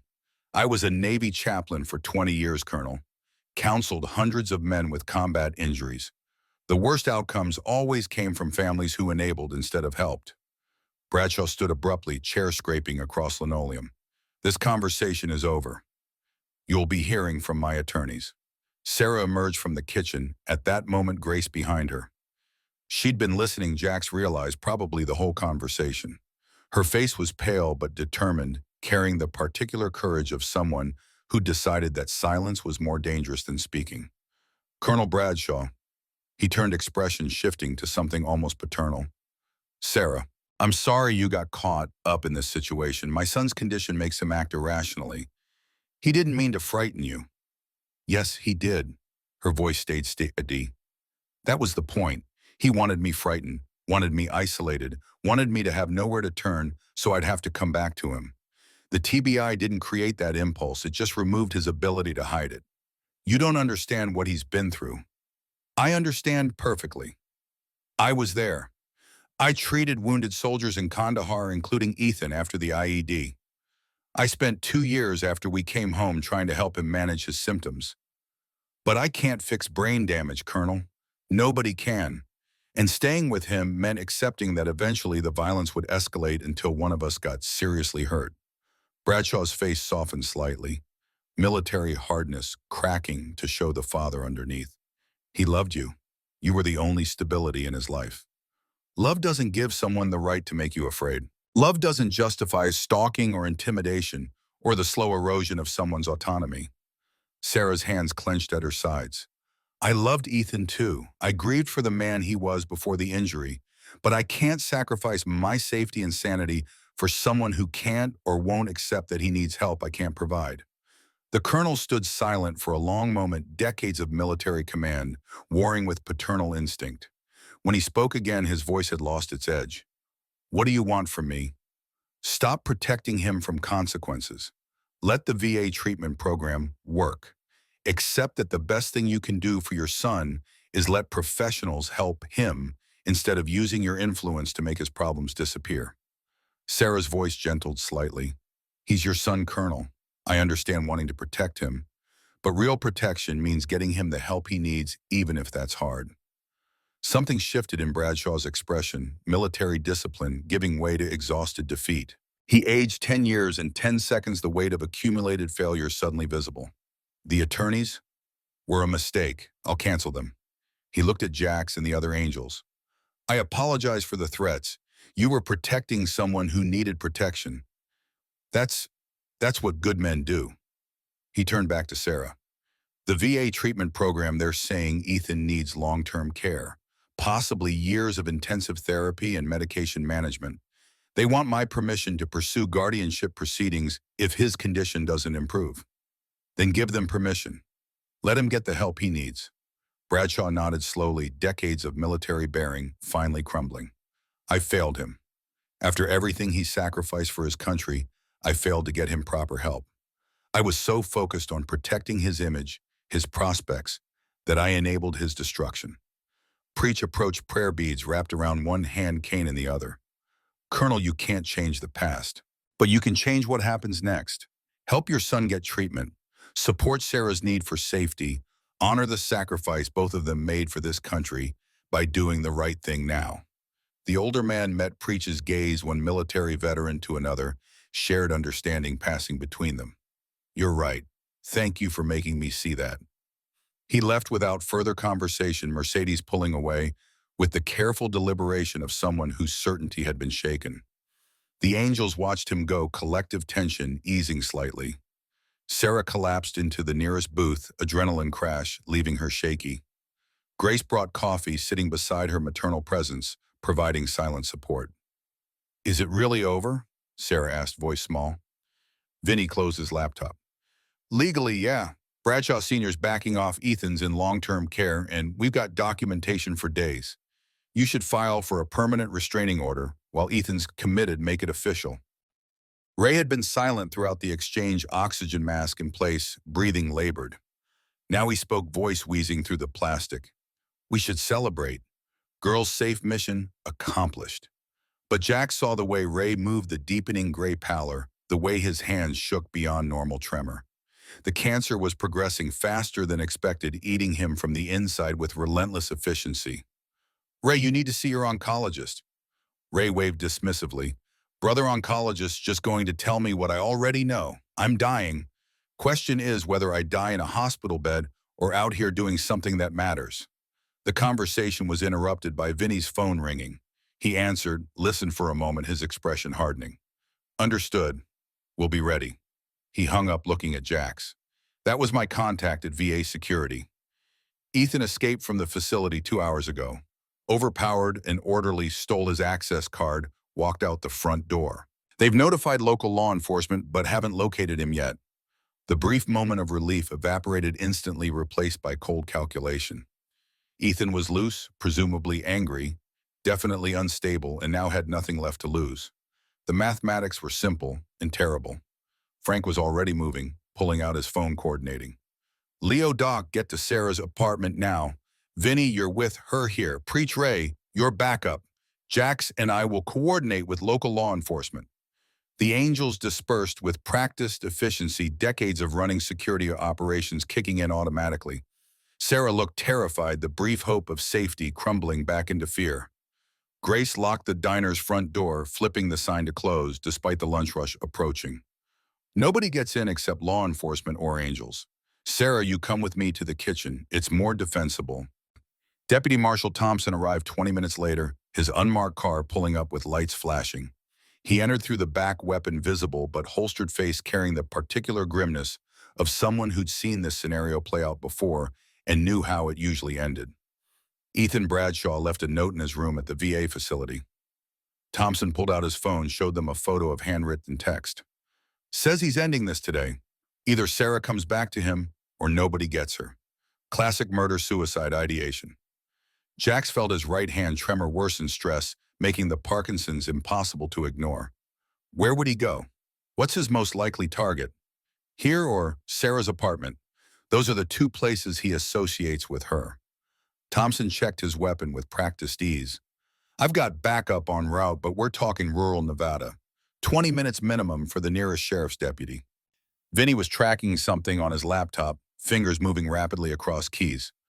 Got him. Traffic camera caught his vehicle 15 minutes ago, heading south on Route 50. He's coming here. The diner suddenly felt very small and very vulnerable. 8 people, 1 building, minimal cover, and a trained ranger with nothing to lose heading their way. The mathematics weren't good. Frank assessed their defensive position with tactical precision. Kitchen has 1 entrance, solid door, no windows. We put Sarah there with Grace. Armed men at entry points. Force Ethan to come to us on our terms. Thompson nodded approval. Good plan. I'll take the front entrance. You all cover the back and sides. Nobody fires unless he makes a deadly threat. I want him alive if possible. Ray stood slowly, oxygen tank trailing, moving with the deliberate care of someone whose body was actively betraying them. I'll take the back door. Jax grabbed his arm. Brother, you can barely stand. Which makes me perfect for a position nobody expects to be defended. He'll see an old man dying of cancer and underestimate me. Give me a weapon and I'll hold that door. The logic was sound and horrible in equal measure. Ray's cancer gave him maybe weeks, possibly days. Using him as a defensive position made tactical sense while being morally devastating. Jack saw his oldest friend volunteering for a position that could easily become a sacrifice and had no good argument against it. Thompson pulled a backup weapon from his ankle holster, a compact 9mm, offering it to Ray. You know how to use this. Ray took it with steady hands. 30 years in the mines taught me to shoot. Cancer didn't take that yet. Positions were set. Thompson at the front, weapon drawn, using the counter for cover. Ray at the back door, seated on a stool because standing was too exhausting, oxygen mask in place, pistol resting on his lap. Frank and Jax at the side windows watching Route 50 for approaching vehicles. Vinny in the kitchen with Sarah and Grace monitoring feeds from his laptop connected to external cameras he'd installed days ago. The wait stretched measured in heartbeats and labored breathing in the particular silence that came before violence. Jax's right hand shook against the window frame, Parkinson's making it nearly impossible to hold steady. He flexed his fingers uselessly, trying to force control through sheer will, an exercise in futility he'd performed thousands of times. Vinny's voice crackled over their radios. Vehicle approaching, white F-150 driving fast. The truck appeared on Route 50, moving well above the speed limit, eating distance with mechanical efficiency. It didn't slow as it approached the diner, didn't brake or hesitate, just accelerated harder, aiming directly at the front entrance. Thompson saw it coming dove sideways as the truck crashed through the front wall in an explosion of glass and splintering wood. The vehicle's hood crumpled against the counter momentum, carrying it halfway into the dining room before physics and structural integrity finally stopped it.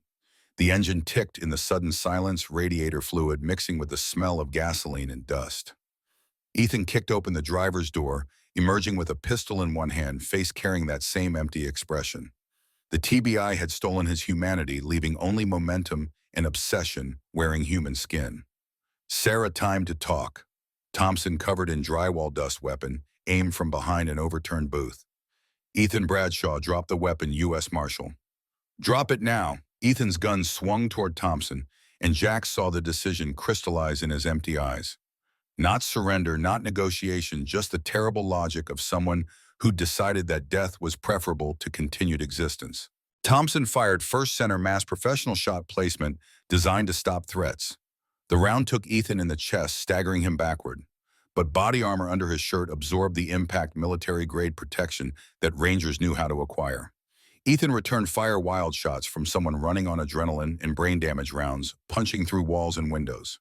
Thompson took cover, calling for backup on his radio, while bullets chewed through the diner's interior. Ray appeared in the doorway to the kitchen, moving with the slow deliberation of someone whose body had forgotten how to hurry. He raised Thompson's backup weapon, hands steadier than they should be aiming, with the careful precision of someone who understood this might be their last meaningful action. Ethan, look at me. The younger man turned gun tracking toward this new threat.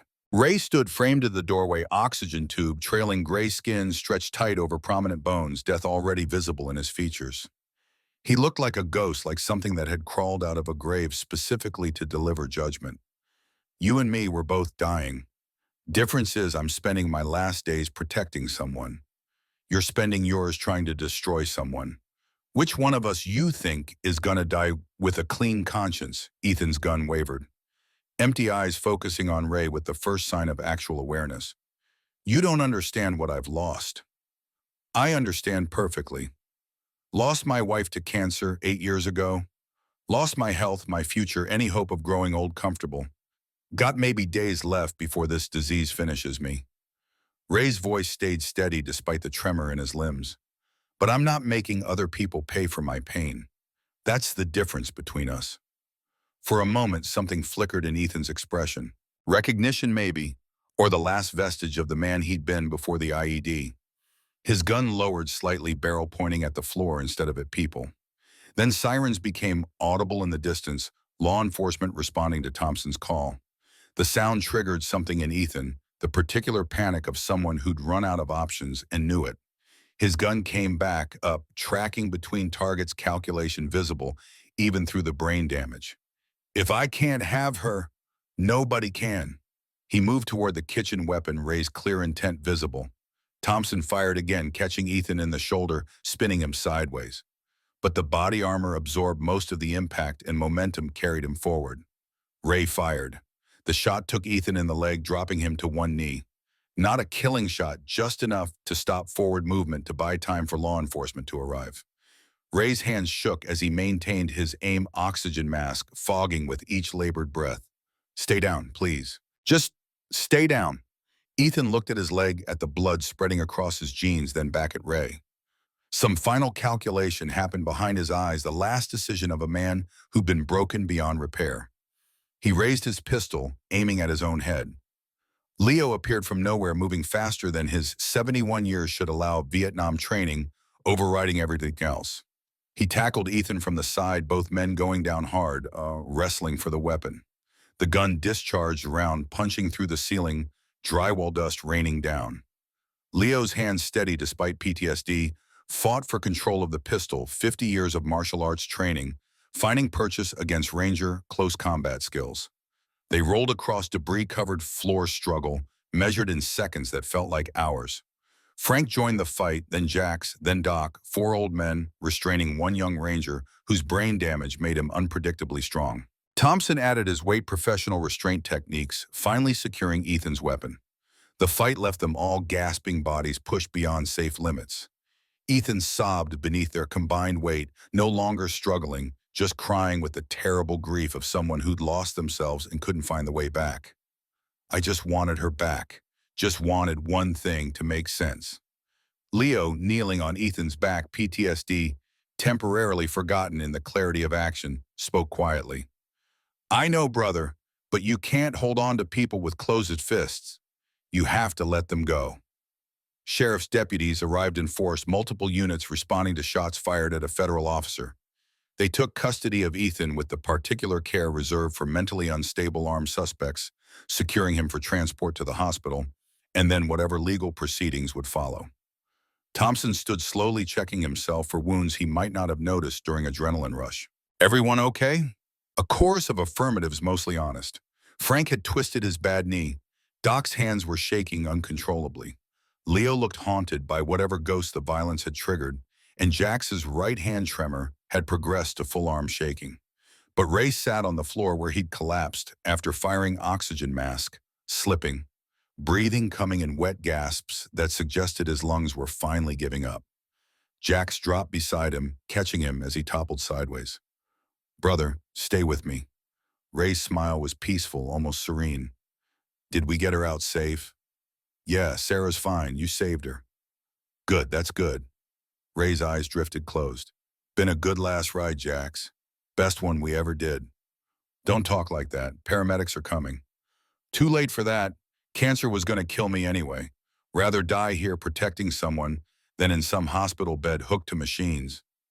Ray's hand found Jax's gripping with surprising strength. Tell my kids I went out doing something that mattered. That's all I wanted. Paramedics arrived pushing through the damaged entrance, but Jax could see it in their faces when they assessed Ray. The gray pallor, the labored breathing, the way his body had simply decided it was done. They administered oxygen, checked vitals, but everyone understood this was hospice care, not rescue. Sarah emerged from the kitchen, Grace supporting her, both women staring at the carnage of the diner. Overturned tables, bullet holes, Ethan's truck embedded in the front wall, and Ray Kowalski dying on the floor surrounded by his brothers. She knelt beside him, taking his free hand. Thank you. You saved my life.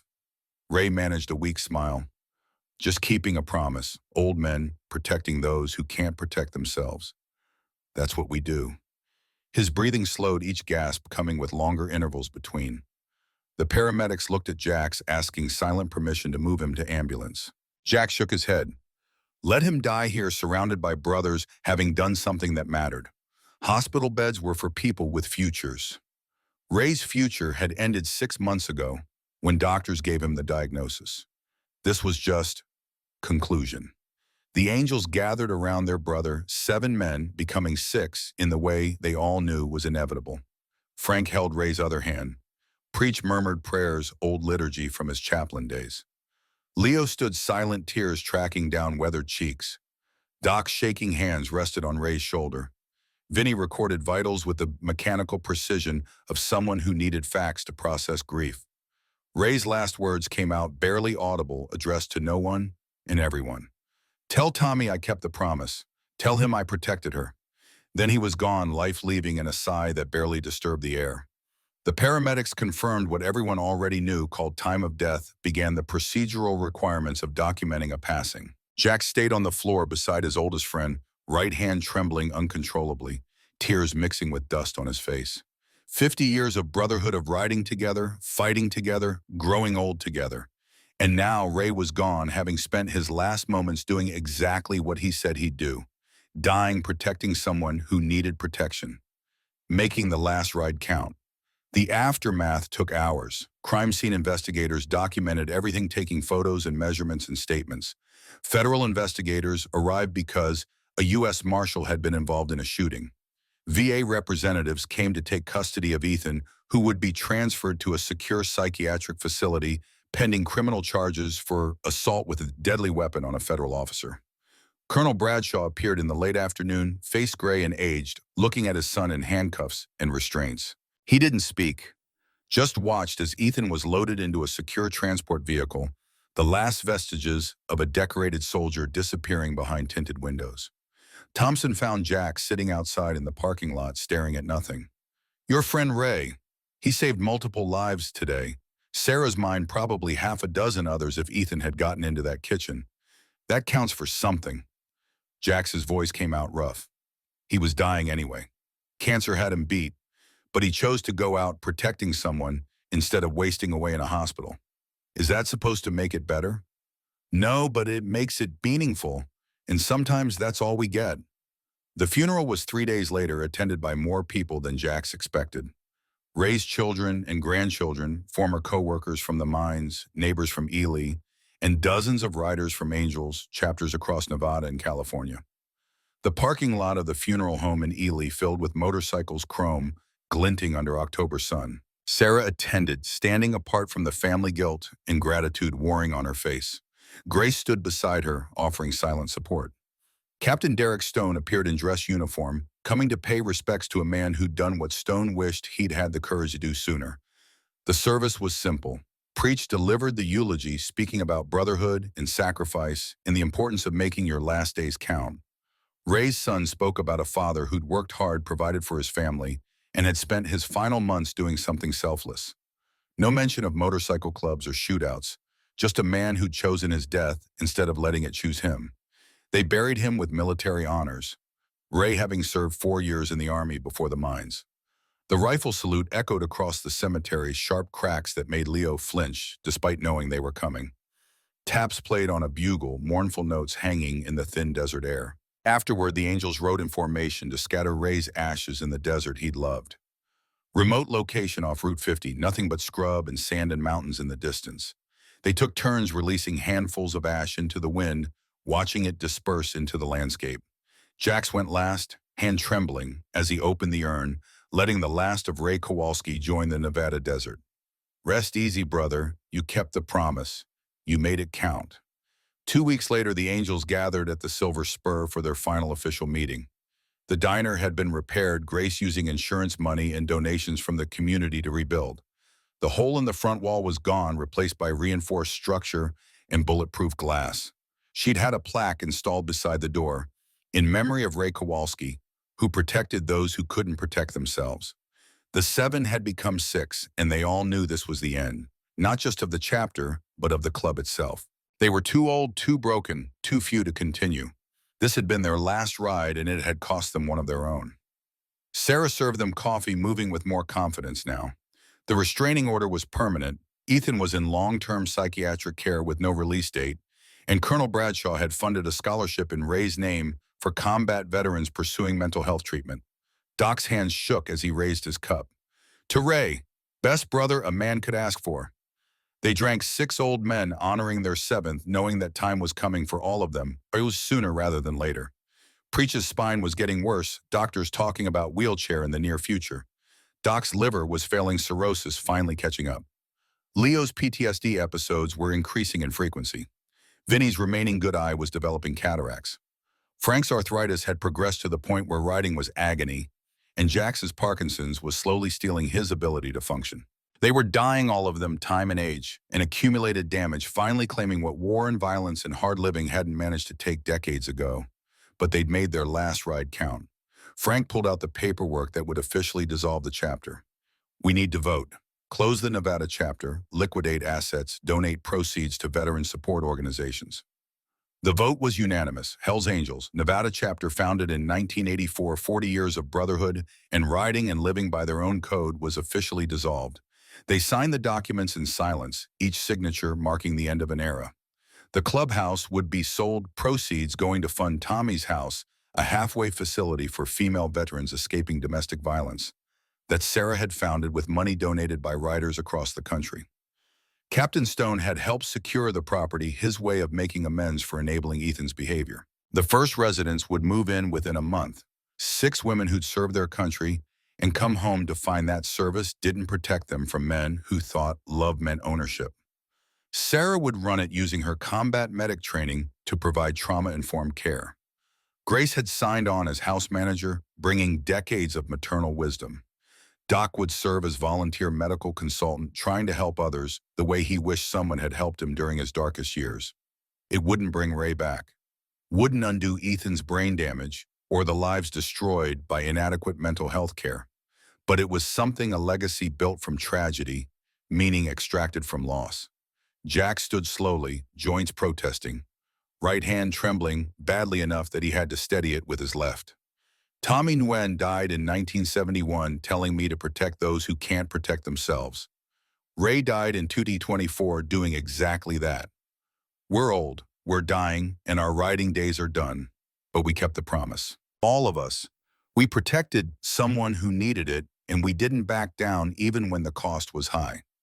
He pulled out Tommy's dog tags one final time, the metal worn smooth by 53 years of handling. He handed them to Sarah, pressing them into her palm. Pass it on. When someone needs protection, when the system fails and there's nowhere else to turn, you stand between them and the wolves. That's the legacy. That's what Tommy taught me, what Ray proved with his last breath. No matter the cost. Sarah's fingers closed around the dog tags, understanding the weight of what was being passed to her. Not just metal, but obligation, purpose, the accumulated promise of men who'd believed that protecting the innocent was worth dying for. 6 months later, Jax attended the grand opening of Tommy's house, moving slowly with a cane Parkinson's, having progressed to the point where riding was impossible. The facility stood on 3 acres outside Reno, converted from an old motel into a secure residence where women could rebuild their lives without fear. 27 residents, now ranging from 19 to 62, all veterans, all escaping violence, all being given the protection and support that Sarah had received from 7 old men on their last ride.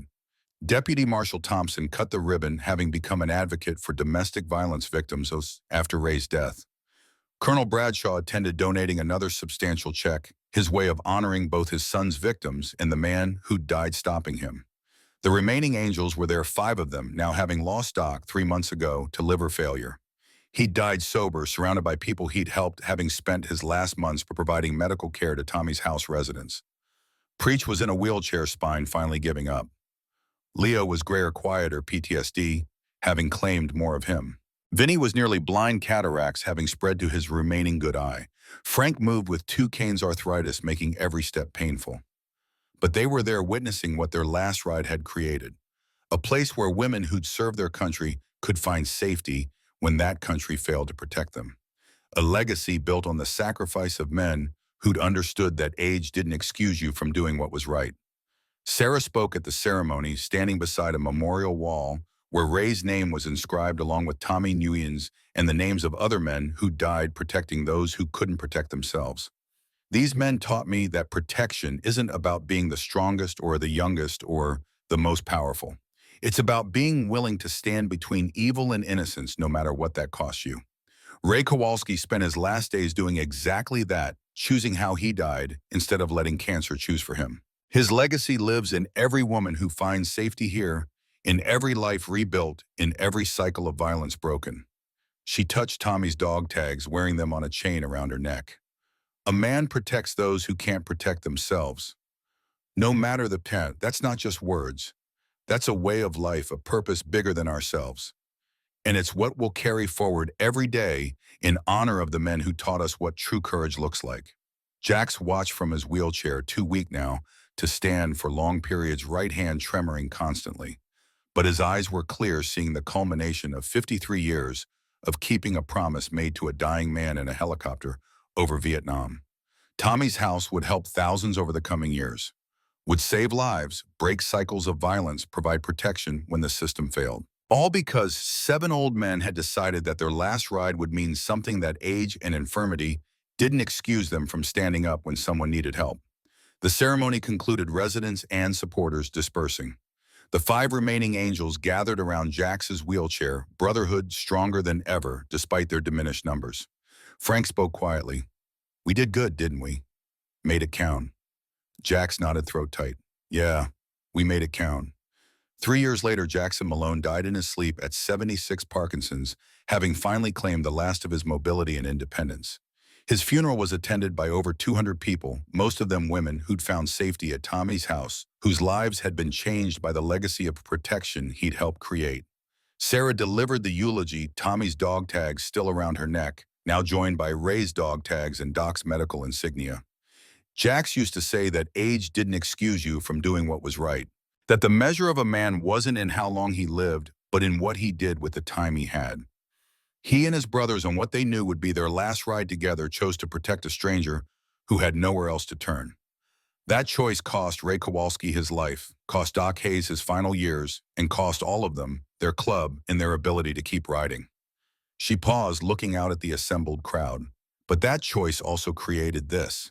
Tommy's house has helped over 500 women in 3 years. 500 women who escaped violence, rebuilt their lives, found safety when the system failed them. That's Jax's legacy. That's what 7 old men accomplished on their last ride.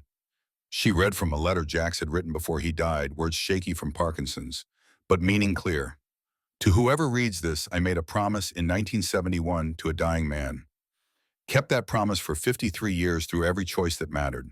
My brothers and I were old, broken, running out of road, but we had one last ride in us, and we made it count. Protected someone who needed it. Cost us everything, but it was worth it.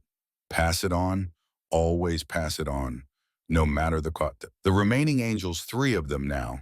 Leo, having passed the previous year, stood as honor guard at the funeral. Preach in his wheelchair, Vinny barely able to see Frank moving with painful slowness. 3 old men, last survivors of a brotherhood that had spanned decades honoring their fallen leader. They scattered Jax's ashes in the same desert where Ray's had been released, the Nevada landscape indifferent to human grief, but bearing witness to human courage. Tommy's dog tags went back to Frank Chen, last living connection to the man whose death in 1971 had started everything. 10 years after that last ride, Tommy's house had expanded to 6 locations across 3 states. Over 3,000 women had found safety within its walls, 3,000 lives rebuilt, 3,000 cycles of violence broken. Sarah Mitchell, now 42, ran the entire operation, training other veterans in trauma-informed care, advocating for policy changes, ensuring that the protection 7 old men had offered her was available to anyone who needed it. She still wore Tommy's dog tags, still told the story of Ray Kowalski's last stand, still honored the memory of men who'd understood that protecting the innocent was worth any price. And sometimes late at night when new residents arrived frightened and alone, she'd take them to the memorial wall where names were inscribed in bronze. Tommy Nguyen, Ray Kowalski, Robert Hayes, Leo Briggs, Marcus Washington, Vincent Rossi, Frank Chen, Jackson Malone. 8 men across 5 decades connected by a promise to protect those who couldn't protect themselves. A promise kept passed on, honored in every life saved, every woman protected, every act of courage that said, not on my watch. The last ride had ended years ago, but the legacy continued growing stronger with each person who chose to stand between the vulnerable and those who would harm them. Age didn't excuse you from doing what was right, and sometimes the last thing you did was the thing that mattered most, no matter the cost.